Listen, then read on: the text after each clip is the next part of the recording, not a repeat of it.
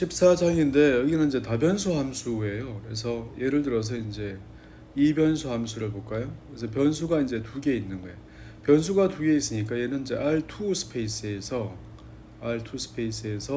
R 스페이스로 가는 그러한 함수죠. 그래서 이렇게 돼 있단 말이에요.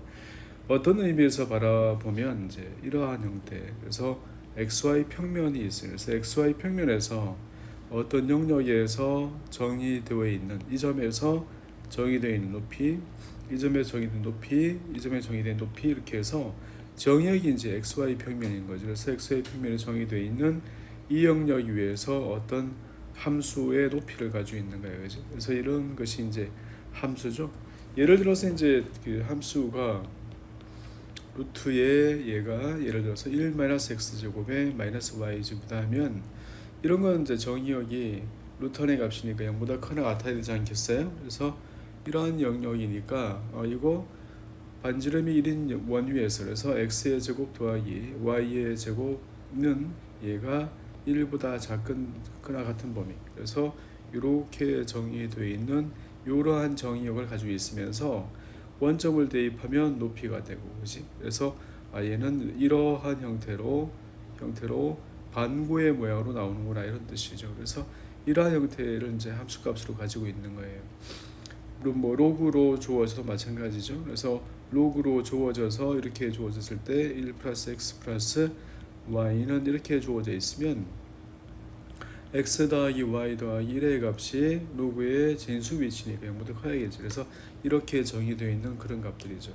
근데 이제 이렇게 정의되어 있는 함수들은 이변수 함수, 삼변수 함수 이렇게 다루게 될 텐데 이런 것들은 이제 우리가 정확히 모양을 판단하기가 힘들잖아요. 그래서 이거를 좀 다르게 알아볼 수 있는 방법을 찾아보자 이거예요. 그래서 어떤 형태의 공면이 이렇게 있다고 할 때 이러한 공면이 이렇게 있어요. 그죠? 그래서 이러한 공면이 있을 때 얘를 g를 f의 xy라 한다면 f의 xy가 어떤 값을 가지는 거. 그래서 f의 xy가 어떤 상수값을 가지는 그러한 점들을 다 모은 집합을 만들 수 있겠죠. 그래서 이거 높이가 얼마인 집합을 다 만들었다 해서 봤더니 높이가 1인 집합을 만들어서 봤더니 이러한 형태로 높이가 1인 형태로 이렇게 만들 수 있잖아요. 그래서 얘를 이제 바닥에다가 그리는 거죠. 그래서 이런 형태로 그렸어요. 높이가 2일 때도 그렸어요. 그죠? 높이가 2일 때도 그렸더니 높이가 2인 점들이 여기 있잖아요. 그래서 높이가 2인 점들도 이렇게 있더란 말이야. 높이가 2인 점들 그렸더니 이렇게 돼 있더란 말이죠. 그래서 이거 이렇게 보니까 높이가 3인 점들도 마찬가지로 이렇게 만들고 보니까 이러한 형태로 주어지더란 말이어서 여기에서 이렇게 형태로 이런 형태로 주어지더란 말이죠. 그래서 마치 뭐처럼 보이죠? 등고선처럼 보이잖아요. 그래서 이걸 보고 등고선처럼 보인다 해서 등위곡선이라 불러요. 그래서 공면의 모양을 판단하기 위해서 다변수 함수에서는 등위곡선 혹은 등위공면을 그리는 거지. 그래서 레벨 커브나 레벨 서피스를 그려서 이 함수가 어떻게 생기는지 확인하게 되죠. 이건 이제 뭐 기후를 나타낸다 해도 마찬가지고 기압을 나타낸다 해도 마찬가지고 산에서의 등고선도 마찬가지 다 개념이죠. 그래서 다변수 함수에서의 그 모양을 판단할 때는 이제 등 위 곡선의 모양을 이제 주로 판단해서 한다는 거예요. 그러한 여러 가지 함수 중에서 지금 하고자 하는 것은 다변수 함수에서의 극한값인데 다변수 함수니까 xy 평면에서 그래서 이변수 함수에서 볼게요. 그래서 이변수 함수가 어떤 a와 어떤 b로 가까이 갈 때 이 값의 극한값이 존재한다는 것은 어떤 의미를 가지는가를 보는 거죠.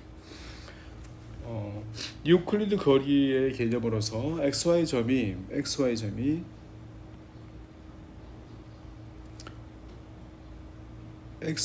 어떤 영역에 있을 때 이 A, B의 점에 가까워지는 방법은 유클리드 의미에서 봤을 때 충분히 가깝다는 것은 이러한 원이라고 했잖아요. 그지? 그래서 이러한 원이니까 A, B 점에서 XY가 다가올 때 A, B 점에서 다가올 때 어떤 경로로 다가올 때 여러 가지 경로가 있지 않겠어요. 그래서 극한값이 존재한다는 것은 정역에 속하는 임의의 경로에 따라서 A, B 점에 충분히 가까운 어떤 점들에서의 함수값과 그 다음에 A, B 점에서의 극한값의 차, 그래서 XY 점이 A, B에 가까이 갈 때의 그 값이 별 차이가 없어야 된다 이거죠. 그래서 정의대로 적어보면 임의의 값 엡실론에 대해서 적당한 델타가 존재해서 이 델타는 유클리드 거리에서의 두 점 사이 거리에서 x-a의 제곱 더하기 y-b의 제곱, 그래서 A, B 점에서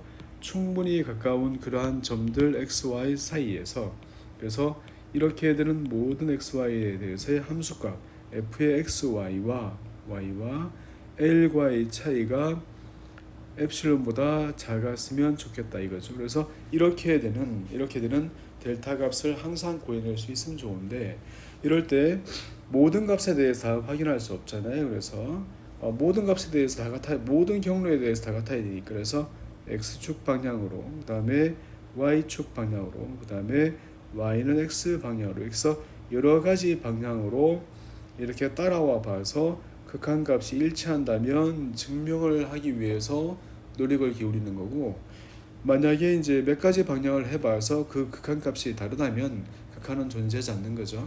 다시 점 A, B에 다가오는 수없이 많은 방향을 다 조사할 수는 없잖아요. 그래서 극한이 존재한다는 것을 보일 때는 그 중에서 몇 가지 방법이라도 해봤더니 극한이 같은 값으로 존재하더라, 그러면 증명을 하기 위해서 애를 쓰는 거고, 만약에 그 중에서 몇 가지 방법을 해봤는데 경로에 따라서 그 극한 값이 달라지면 극한은 존재하지 않는 거예요. 그래서 극한이 존재해야지 이 함수가 연속인지 아닌지를 정의할 수 있지 않겠어요? 그래서 지금은 이제 극한이 존재하지 않는 경우, 그래서 이변수 함수에서의 극한이 어떤 경우에 존재하는가 존재하지 않는가를 보이는 방법에 대해서 한번 볼까요? 예를 들어서 점 xy가 원점으로 가까이 간다 할까요? 그랬을 때 x제곱 더하기 y제곱분의 x제곱 마이너스 y제곱의 극한이 있는지 없는지를 살펴보기로 하죠. 그래서 맨 처음에는 이제 x축을 따라서 가볼까요? 그래서 x축을 따라서 가보면 y값이 이제 0이잖아요. 그래서 y값이 0이니까 x값이 0에 가까워지고 y값이 0이란 말이에요. 그래서 이렇게 되면 x의 제곱분의 얘는 x의 제곱이 되어서 얘가 1이 되는 거죠. 만약에 그래서 x축을 따라서 원점에 간다면 극한값이 1이니까 y축을 따라서 가도, 또는 y는 x를 따라서 가도, 그래서 y는 x를 따라서 가도, 그래서 이렇게 따라가도 극한값이 다 같아야 될 텐데, x가 0일 때 y가 0에 가까이 가면 얘는 y의 제곱분의 마이너스 y 제곱이라서 얘가 마이너스 1 나오는 거라, 그렇죠? 그래서 또 어떤 경우는 y는 x를 따라서 가고 이렇게 따라서 가는 경우도 마찬가지로 2x의 제곱분의 얘가 0이 되어서 이것이 0이 되는 거죠. 그래서 경로에 따라서 그 값이 달라요, 그죠? 그래서 극한이 존재하지 않아요, 그죠? 그래서 존재하지 않는단 말이에요. 극한이 존재하지 않는 이유는 뭐라고? 이것은 경로에 따라서 그 극한값이 달라요, 그죠? 그래서 이렇게 확인할 수 있는 거예요. 그러면 이제 어떤 경로를 택할 건가는 이제 본인의 의지예요. 그래서 이런 경로를 택하면 내가 원래 하고자 했던 극한이 존재한다는 것을 보이기 쉽겠다, 혹은 이런 경로를 따라가면 내가 원래 보이고자 했던 극한이 존재하는 것을 보일 수 있겠다, 이렇게 해서 여러 가지 방법을 해본 다음에 증명을 통해서 극한이 존재한다 안 한다는지 할 수 있는 거죠. 그래서 한번 다시 가볼게요.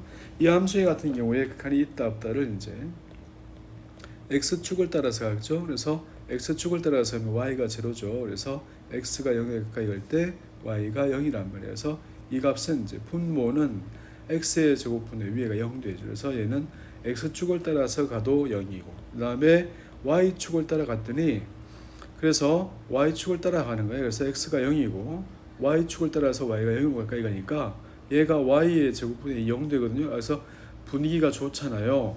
x축을 따라서 가도 0이고 y축을 따라서 가도 0이다. 그래서 했더니 그게 아니죠. 그래서 y는 mx를 따라서 원점으로 가까이 갈 때, x가 0에 가까이 갈 때 y는 mx를 따라서 가면 얘는 1 더하기 m제곱의 전체의 x제곱이 되고 얘는 y는 mx니까 m의 x의 제곱이 되는 거라. 그래서 이 값은 1 더하기 m제곱분의 m이 되잖아요. 그래서 원점을 지나는 직선에 대해서 그 기울기에 따라서 그 값이 달라지는 거죠. 그래서 이것은 극한이 존재하잖아요. 이유는 뭐야? 이유는 경로에 따라서 극한 값이 다르기 때문에 극한이 존재하지 않는 거야. 이변수 함수에서 극한이 존재하려면요, 그 점에 가까이 가는 모든 경로를 따라서 그 값이 항상 일정한 값으로 가야 되는 거죠. 그래서 얘도 극한이 존재하잖아요. 그래서 극한이 존재하지 않는다. 이게 재밌죠? 그래서 존재하지 않는다 이거예요. 이런 내용은 이제 복소수 함수도 이런 내용과 비슷해서 나중에 수학과를 가게 되면 재밌는 경험을 많이 하게 되겠네요. 그래서 어떤 경우에 극한이 존재하지 않는지를 확인할 수 있어요. 또 예를 들어서 극한이 이제 존재하는 경우를 볼까요? 그래서 극한이 존재하는 경우 x제곱 더하기 y의 제곱분의 3x의 제곱의 y를 뒀어요. 그래서 얘는 x축을 따라서 가보니까 0 나오잖아. y가 0이니까. 또 y축을 따라서 가보니까 0 나오잖아. x가 0 할 거니까. 그래서 이거는 그렇게 될 것 같은 거죠. 그래서 얘는 극한이 존재할 것 같단 말이에요. 그래서 얘가 극한이 존재한다면 이제 0으로 존재하는 것을 이제 보이고자 해요. 여러 가지 경로를 해봤더니 같은 값으로 수렴하더라. 그러면 얘가 이제 극한이 존재하는 것을 실제로 보여야 하거든요. 그래서 임의의 값 엡실론에 대해서 출발을 하죠.